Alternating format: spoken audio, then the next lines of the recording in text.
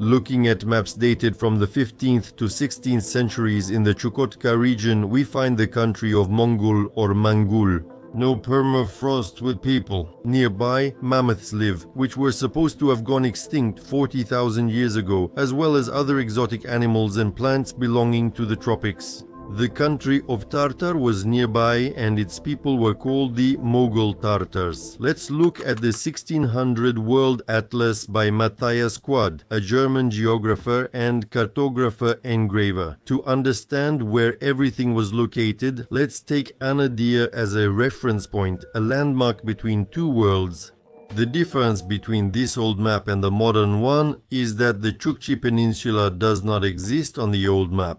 The continent ends with the Iskatan Ridge, and from the north, the continent of Georgi adjoins this Mangul. Here we can see that in general the outlines of the continents on old and modern maps are recognizable, but there have been global changes. The same can be said about the poles, climate, atmospheric pressure, geomagnetic and geophysical conditions in general. Since there is every reason to believe that a global cataclysm occurred which changed the entire previous world, and as we know, modern science places this cataclysm tens or even hundreds of thousands of years in the past.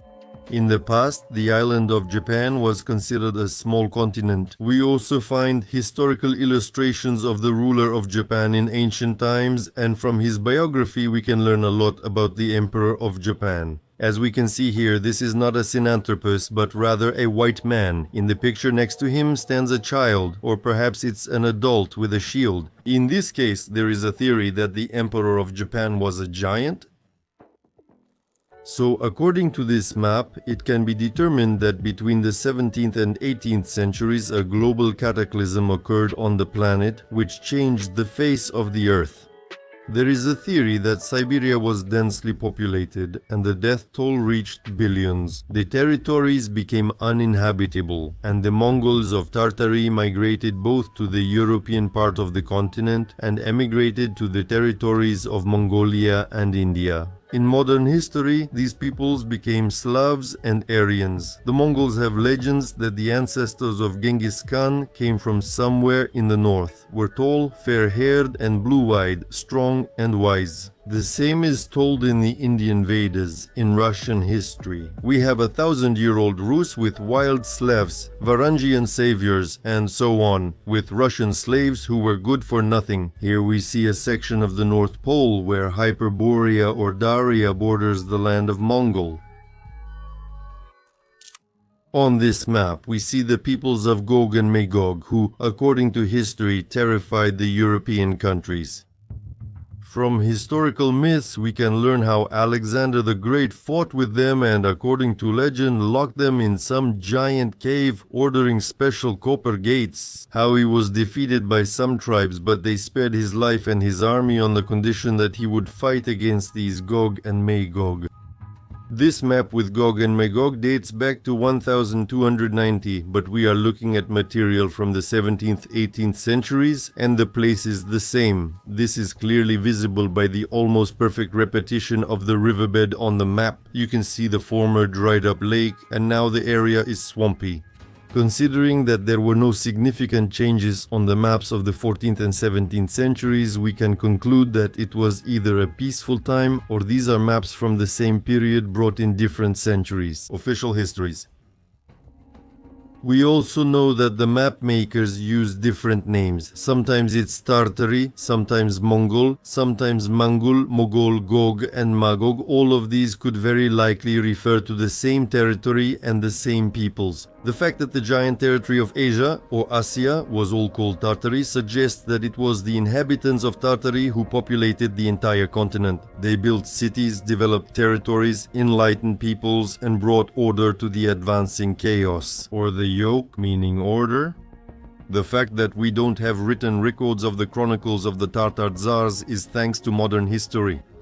Thus, we can assume that the planet was populated specifically from here, from this place. This is an ancient culture, a magical land where miracles happened. Materiality, including pressure, climate, ecology, nature, geophysics, atmospheric electricity, and more, was different. The animal and plant worlds were also different. Sorcerers, wizards, magicians. In essence, a magician is someone who could, like Gog, Magog, Mongolia, mighty. In myths, information about the most incredible magical creatures is passed down from generation to generation. Here is the city of Tartar, which gave its name to this whole land, but on the latest maps it was not marked as a capital or highlighted in any special way. We also have a well-founded theory that the name Tartaria on European maps in Latin script comes from the word tar, which in the old alphabet literally means firmly. Ar means established, built, founded on the earth, and the double repetition emphasizes its importance and significance. That's where the settlement of civilization began after Aria, also known as the continent of Hyperborea, sank to the bottom of the ocean. Now, an interesting question: how can we organize an expedition to search for the city of Tartar in a simple, cheap and effective way? The closest points are Cape Schmidt and Rekarpi. The terrain mainly features hills, knolls, low old mountains and swamps in former riverbeds. As we know, the flood of the 19th century covered the entire northern hemisphere with mud flows ranging from 3 to several dozen meters thick. But we don't find old riverbeds everywhere in the territory of Mongol. It's possible that this part of the continent was above the flood level. Our ancestors chose a good location for the capital of Tartaria. Trading ships enter the mouth of the Tartar River, reach the lake where they are met by the city of Katakora. It doesn't appear on all maps, and further in the region is Lake Koras, the confluence of 3 river branches, a kind of hub. Here we have a fork to Tartar or to Mongol. If you need Tartar, take the left route through Kankorakur. If you want Mongol, go through Tangin. After leaving the lake for the riverbed, we also encounter Karakoram. The place is perfect. Surrounded by hills on all sides, the ocean is nearby and there are natural barriers for air masses, and in case of war for enemy ships, it's difficult to reach the capital. There are a lot of fortresses along the way. Before you reach Mongol, there are as many as 3 fortresses. Today, there is a theory that these were star-shaped fortresses, energy substations and hubs for pumping extracted oil. Overall, this area on the map looks like the Lord of the Rings map and is depicted well in the movie. Surely old man Tolkien was aware of many events from the past that are unknown to us, since this topic is still pressing and hasn't lost its relevance to this day. The remains of some ancient temples or structures are located roughly around here. And on the old map, this ridge with the arrangement of stone figures is located roughly here. These statues seem like natural formations, but according to our theory, they are probably the remains of some former structures. Geologists and private researchers who have been on expeditions in Siberia have repeatedly mentioned that in the taiga, you literally have to walk over the remains of ruins of ancient cities. It is forbidden to collect and publish the evidence that lies right under your feet. From these megaliths and shards, we can identify the Proto-Slavic and Sumerian cultures. By studying these artifacts, one will inevitably come to the conclusion that world civilization started right here, and that contradicts the official history. In fact, the study of Siberia is currently prohibited by law. Keorani in Chukchi means deer. But if you look at it letter by letter, all these names are very understandable in Russian, because Russian words, like others, use the same letters. Kar means to the earth and Azov Kora means to the sun. N is our heritage, meaning it was created on earth by the first gods according to the divine laws of nature, and is our heritage. That's the meaning of the city's name in the Bukvitsa, but without knowing the original isolation, it may just sound like nonsense, like Kirtin, Dirdin, Birtin. Also, in the second meaning, we see the word Koran in the name of the city. Backwards, it's Narok, meaning sacred covenants. For example, Kant Korakur means channel of accumulation, Tetverdo means built or founded in the divine image of the sun, and Uram, Yuri, refers to the ancient Rus people. And these hills are located in the Mongol area, where there once flowed a wide, full-flowing river called Tartar, navigable and full of life, with ships sailing back and forth. Near the capital Mongol, it's located somewhere over there, beyond the hills, very close by.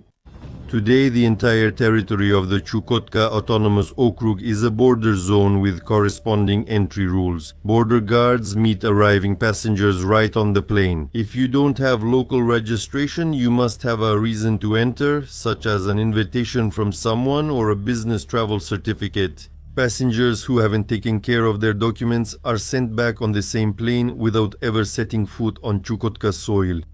The distance from Moscow to Anadyr is about 6,400 kilometers. The flight follows an arc above the Arctic Circle, and all you can see from the window is tundra. At the moment, only one airline operates regular flights from Moscow to Chukotka, and you can get from Khabarovsk to Anadyr on Vladivostok Avia planes, and there is no other connection. At the same time, despite the high ticket prices, all the planes are almost fully booked, and in certain periods in spring and autumn the planes don't fly at all. Everything is expensive in Chukotka and food prices can shock those unprepared. So if you want to get to the capital of the former Tartary, somehow bypassing the checkpoint systems, it will cost you at least 200,000 rubles just for round-trip tickets per person. Plus, you'll need to walk 199 kilometers across the tundra. And that's already free, not counting the equipment and food.